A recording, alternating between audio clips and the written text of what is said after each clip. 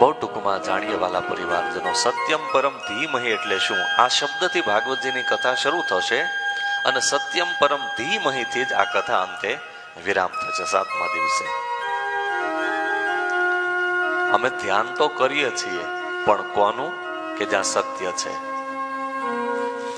હજી આને સરળતાથી સમજવું હોય તો આપણા નંબરના જે ચશ્મા હોય એ આપણે પહેરીએ તો આપણને બધું દેખાય, ધૂંધળું ન લાગે.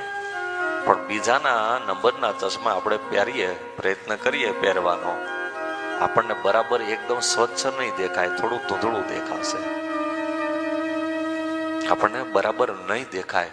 એટલે શ્રીમદ ભાગવતજી એ જ સમજાવે છે કે તમે પ્રભુ પરમાત્માએ તમને બુદ્ધિ આપી છે, તમને મન આપ્યું છે, તમને દિવ્ય દ્રષ્ટિ આપી છે, તમે બધું જાણો છો, તો તમારી આંખે તમે જુઓ અને જ્યાં તમને સત્ય લાગે ત્યાં તમારું મસ્તક નમાવો.